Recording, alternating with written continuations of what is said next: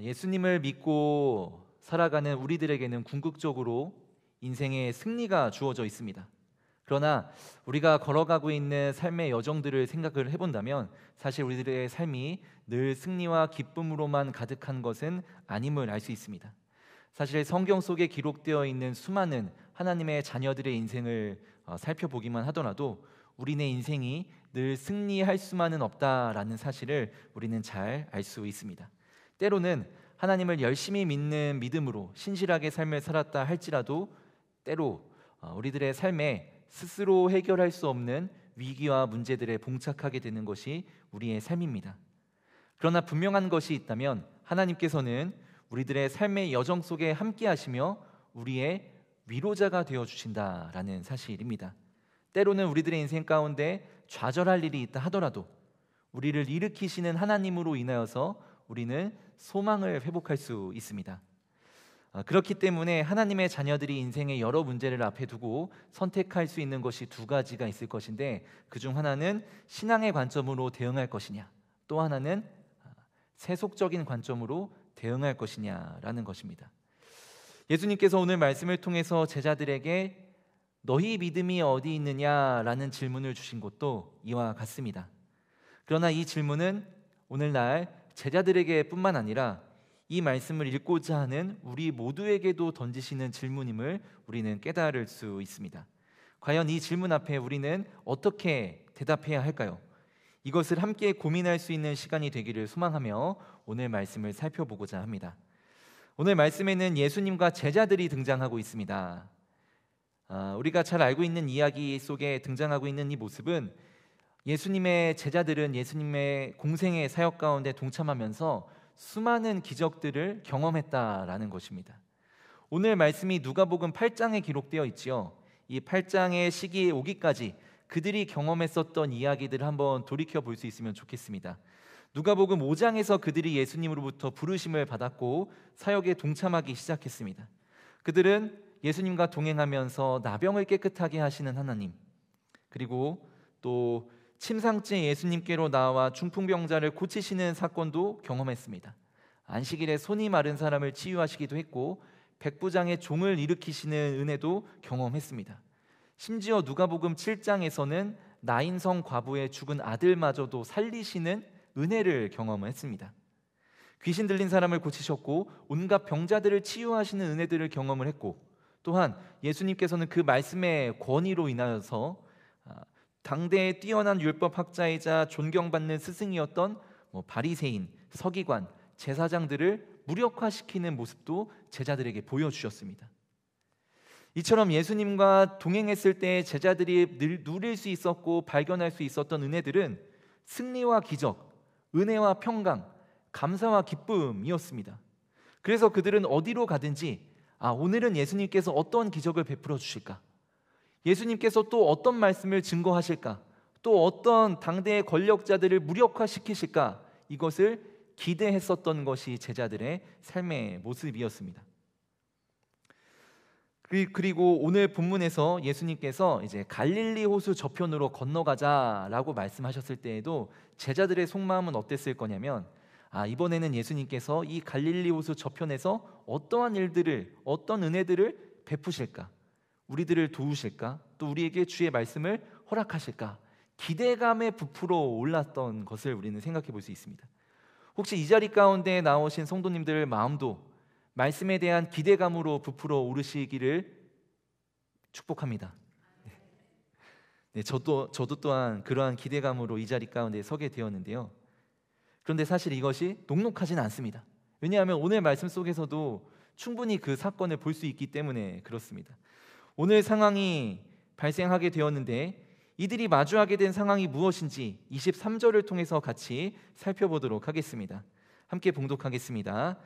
행선할 때에 예수께서 잠이 드셨더니 마침 광풍이 호수로 내리침에 배에 물이 가득하게 되어 위태한지라. 아멘. 어떤 일이 일어났습니까? 그들이 항해 중에 광풍을 만나게 된 것을 볼 수 있습니다. 어느 누구도 예상할 수 없었고 또한 어느 누구도 원하고 바라지도 않았었던 일들이었음을 우리는 알 수 있습니다. 그러나 애석하게도 이것이 지금 그들이 마주하게 된 안타까운 현실, 일들이었습니다. 느닷없이 불어온 비바람, 여기서 중요한 표현이 있다면 느닷없이라는 단어일 텐데요. 느닷없이 불어온 비바람으로 인하여서 여태껏 기대감으로 고조되어 있었던 제자들의 마음이 요동하기 시작했습니다. 위기에 봉착하게 된 것이죠. 갈릴리 호수 저편으로 건너가서 예수님께서 행하실 일들을 기대하고 있었는데 그 갈릴리 호수로 건너가고 있는 그 상황 가운데 모든 기대가 쓸모없는 것이 돼버리고야 말았습니다. 왜냐하면 지금 당장 그들에게는 생존의 위기라는 문제가 발생했기 때문이었습니다. 우리 성도 여러분들 중에 혹시 물을 두려워하시는 분들이 계실지 모르겠습니다. 이 질문을 드리는 이유는 저는 물을 두려워하기 때문입니다. 저는 물을 마시는 것을 제외하고는 물과 관련된 거의 모든 활동들을 두려워합니다. 왜 그러냐면 제가 중학생 시절에 경험했었던 수해로 인한 트라우마가 제 안에 남아있기 때문에 그렇습니다. 제가 의정부에 살았었는데 혹시 여기 의정부에 사시는 분들이 계실지 모르겠습니다. 예, 한 분 계시네요. 제가 의정부에 살았었는데 1998년에 의정부에 하룻밤 사이에 600mm가 넘는 폭우가 내렸던 적이 있었습니다. 그로 인해서 사실 이제 저희 가족을 비롯한 동네 사람들이 지붕에 고립되어 있다가 몇 시간 만에 기적적으로 구조가 되는 일이 있었는데요. 한번 상상해 보시길 바랍니다. 600mm가 넘는 비가 하룻밤 사이에 내리려면 대체 하늘에서 얼마나 많은 비가 쏟아졌을까요? 폭포 옆에 가보신 분들은 아시겠지만 폭포 옆에 가면 귀에다가 대고 소리를 치면서 이야기를 해도 그 소리가 잘 들리지를 않습니다. 당시 저의 상황이 그랬습니다. 바로 옆에서 이야기하는 소리가 들리지 않을 정도로 폭포수같이 비는 쏟아졌지요. 칠흑 같은 어둠 속에서 전기가 모두 끊겨버렸기 때문에 번개가 잠시 번쩍일 때 그 찰나의 순간에만 시야가 확보되어서 옆에 사람의 생존을 확인할 수 있었던 상황이었습니다.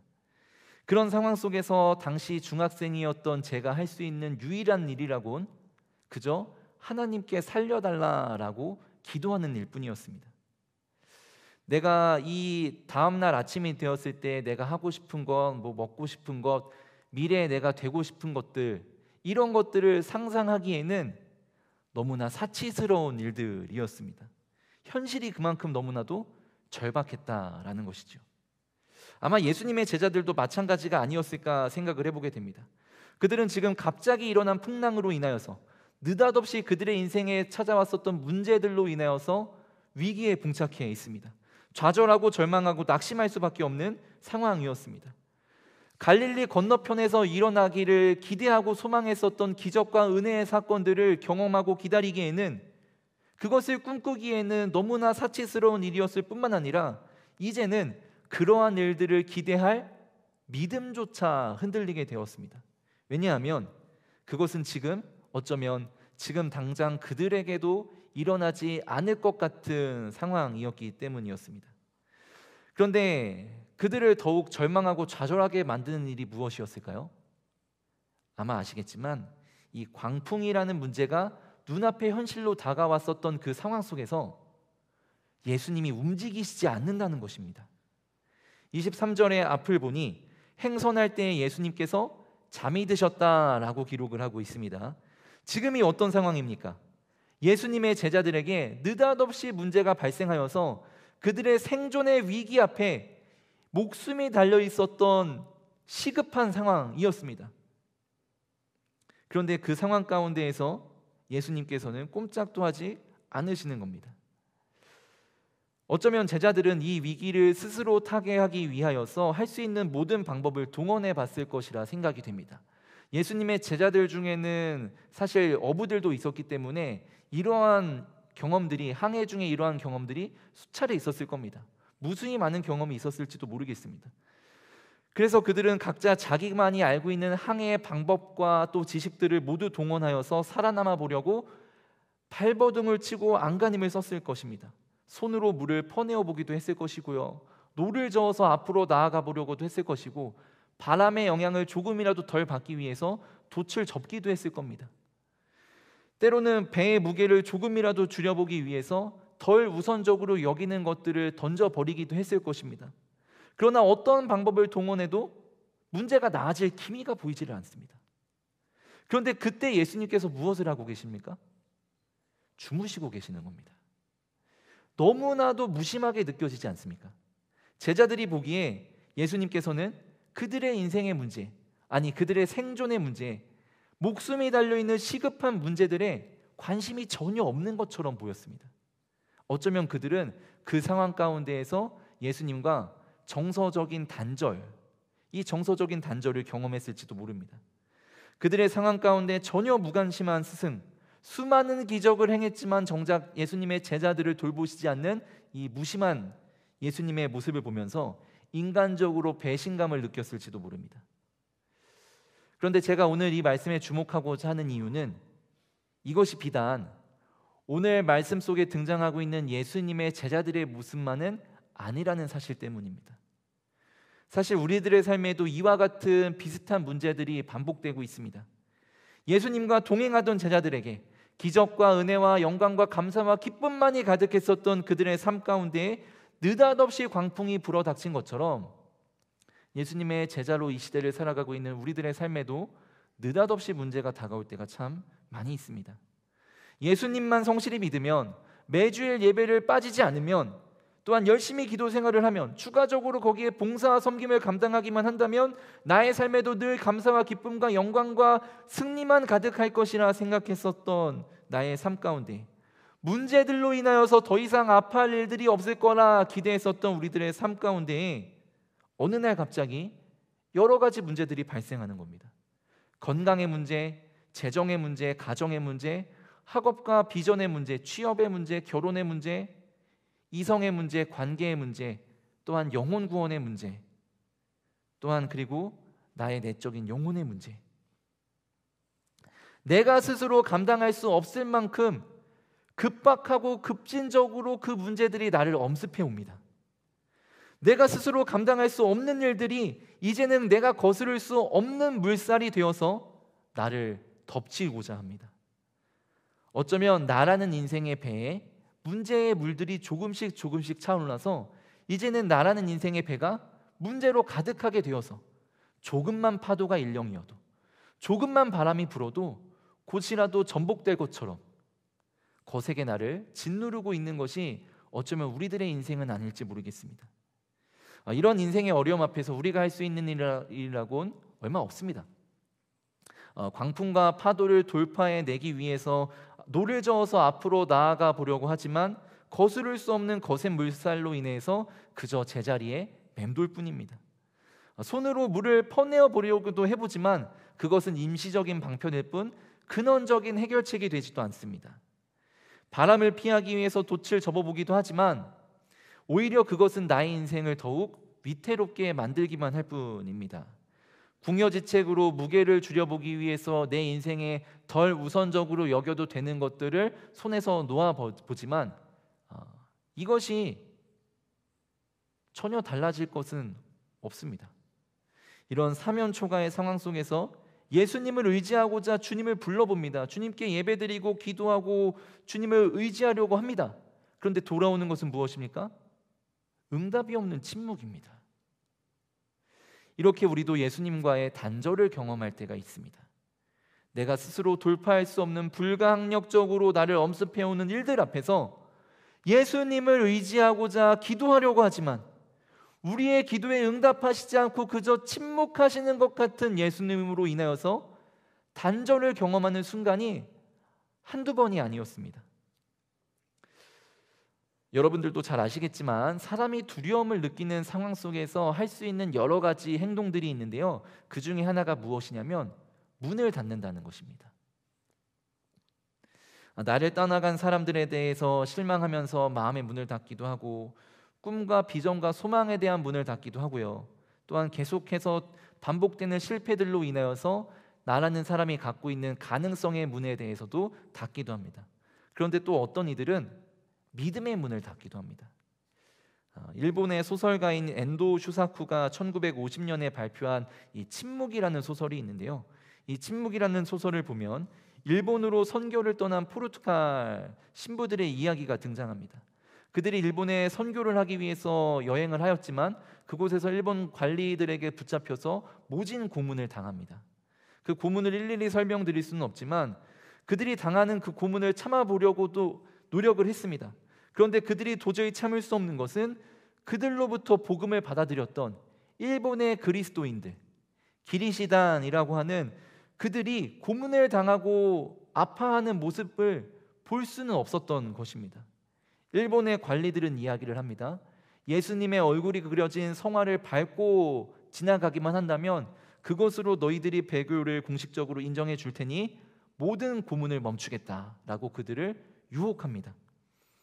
이에 많은 배교자들이 일어났고 그들은 이 상황에서 소설의 제목처럼 왜 하나님께서 현실의 고통 가운데 침묵하시는지 질문을 던지고 있습니다. 이 책이 발표되고 나서 수많은 독자들은 이 책을 읽고 왜 하나님께서 현실의 고통의 문제 속에 침묵하시는가 그것을 질문하였습니다. 이해할 수조차 없었습니다. 그런데 사실 이것이 엔도 슈사쿠라는 이 작가의 원래 의도는 아니었습니다. 그래서 그가 1992년에 또 하나의 소설을 발표하는데 바로 침묵의 소리라는 소설입니다. 이 침묵의 의도를 설명하는 또 다른 소설인데요. 이 후속작의 제목처럼 엔도 슈사쿠는 자신이 이 침묵이라는 책을 썼던 의도는 무엇이냐? 바로 이것이라고 이야기를 합니다. 하나님은 성도들의 고난에 침묵하지 않았고 말씀하시는 분, 즉 침묵 속에서 말하고 있는 분이다라는 것을 언급하기 위함이었다라고 그의 의도를 설명하였습니다. 성도 여러분, 하나님께서는 고난 가운데, 아픔 가운데, 고통의 현실 가운데 결코 침묵하시는 분이 아니시라는 것을 우리는 오늘 말씀을 통해서 또한 발견할 수 있습니다. 오늘 본문 속에서 나타나고 있는 예수님이 어떤 분이십니까? 마치 침몰하고 있는 배와 같이 우리의 인생이 여러 가지 문제들로 인하여서 점점 가라앉고 있을 때 나의 영혼의 갈급함이 점점 더 깊어지고만 있을 때에 우리를 못 본 척 지나가시는 분이십니까?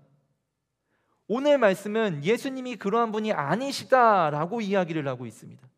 오히려 예수님께서는 우리의 절망의 상황 가운데 함께 하시어서 우리를 위해 일하시는 분이시다라고 말씀을 하고 있습니다. 24절 말씀을 함께 봉독하도록 하겠습니다. 제자들이 나와 깨어 이르되 주여 주여 우리가 죽겠나이다 한데 예수께서 잠을 깨사 바람과 물결을 꾸짖으시니 이에 그쳐 잔잔하여 지더라. 아멘. 여기서 이야기하고 있는 것이 무엇입니까? 제자들은 스스로 광풍을 이겨내기 위해서 말씀드렸던 것처럼 여러 가지의 방법들을 도모해 보았을 것입니다. 그런데 그러한 방법이 도무지 소용이 없자 그들이 했었던 행동이 무엇이었습니까? 예수님께로 나아갔었다라는 것입니다.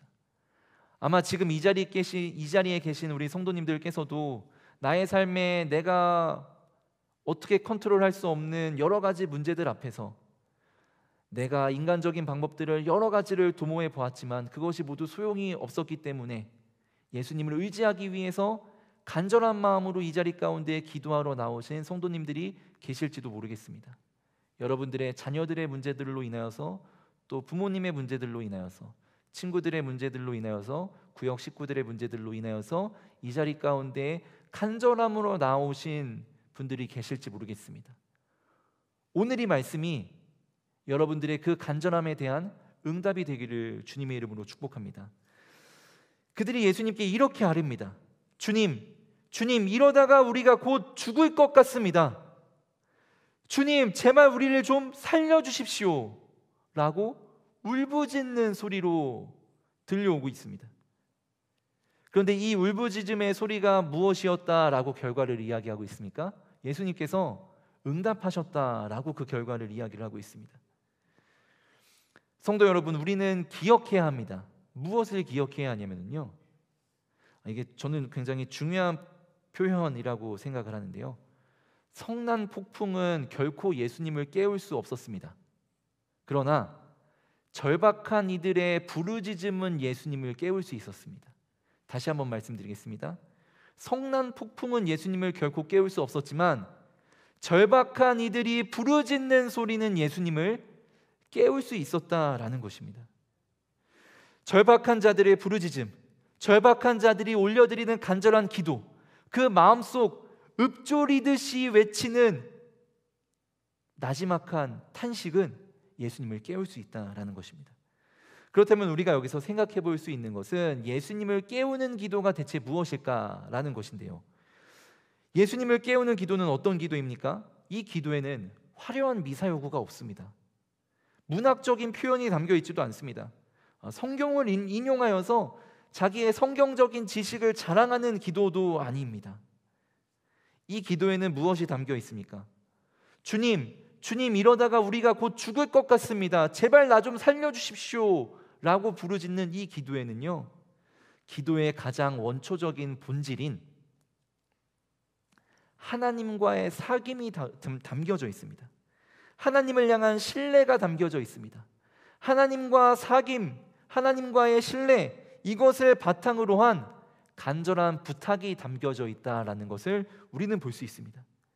이처럼 우리를 사랑하시는 예수님께서 나의 기도를, 나의 부르짖음을, 나의 간절함을, 나의 나지막한 탄식을 들으실 것을 믿으며 나아가는 그 믿음의 기도라는 것입니다.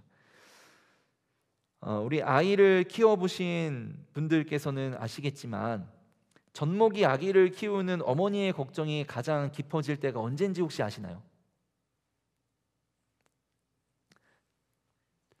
저도 이제 엄마가 아니기 때문에 책을 통해서 알았습니다. 언제냐고 이야기를 하냐면, 아이가 배가 고픈데도, 기저귀를 갈아야 하는데도, 아이가 졸린데도 울지 않을 때라고 합니다. 아이가 울음을 터뜨려야, 자기의 힘듦을 이야기를 할 수 있어야 어머니의 그 근심과 걱정이 깊어지지가 않을 텐데, 그 아이가 울지 않을 때 어머니의 걱정이 깊어진다라는 것입니다. 오히려 아이의 울음소리가 어머니의 마음을 안심시킨다라고 이야기를 합니다. 마찬가지로 하나님의 자녀인 성도도 마찬가지라고 생각이 됩니다. 하나님의 자녀인 성도들도 하나님께 기도하지 않으면 하나님께서 걱정하십니다. 하나님의 자녀가 하나님을 향해 울부짖는 소리, 하나님의 자녀가 하나님을 향해 울부짖는 소리가 하나님을 안심하게 하는 소리다라고 이야기를 합니다. 우리의 아버지가 되시는 주님께서는 우리의 울음소리를 듣고 우리에게 한 걸음에 달려오셔서 우리를 그 품에 안아주실 것입니다.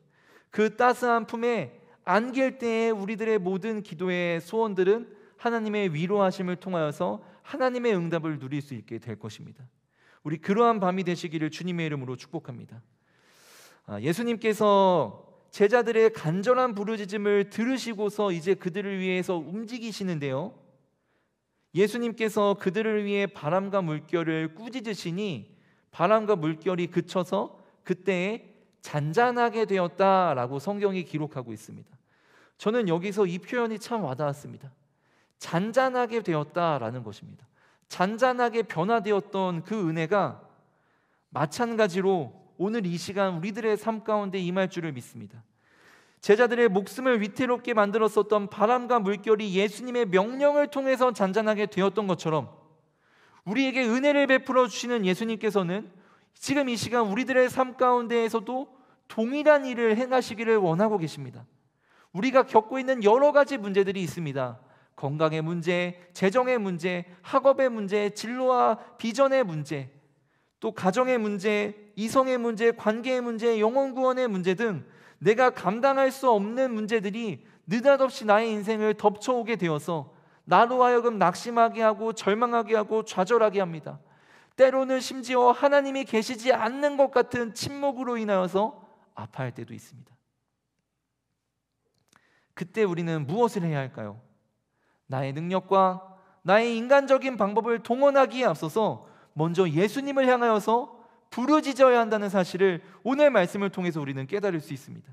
그의 도우심을 구하며 나아갈 때 예수님께서는 우리를 위해 일하실 것입니다. 예수님께서는 우리를 위하여서 명령하사 우리를 요동치게 만들었었던 삶의 문제들을 향하여서 잠잠하라, 잔잔하라 선포하실 것입니다. 우리들의 삶에 여러 가지 문제들이 있습니다.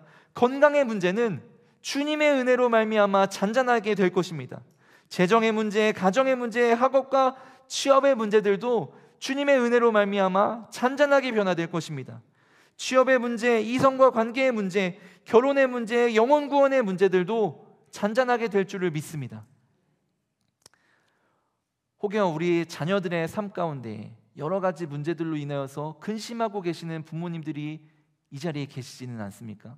우리 손주들의 문제들로 인하여서 낙심하고 계시는 분들이 계시지 않습니까?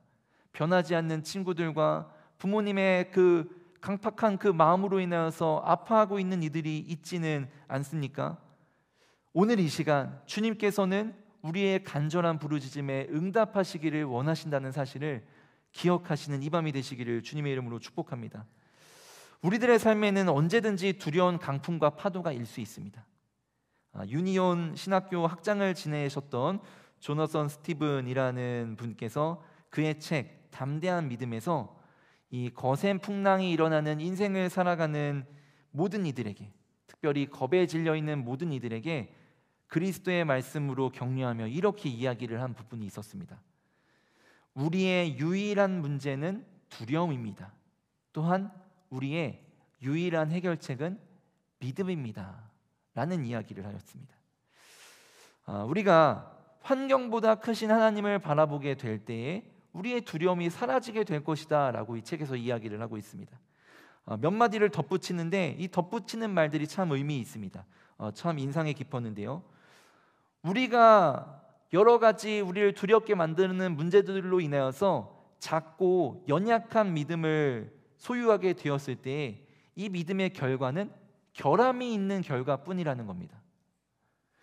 그것에 만족해서는 안 된다라고 조언을 합니다. 그러면서 이렇게 이야기를 하는데요.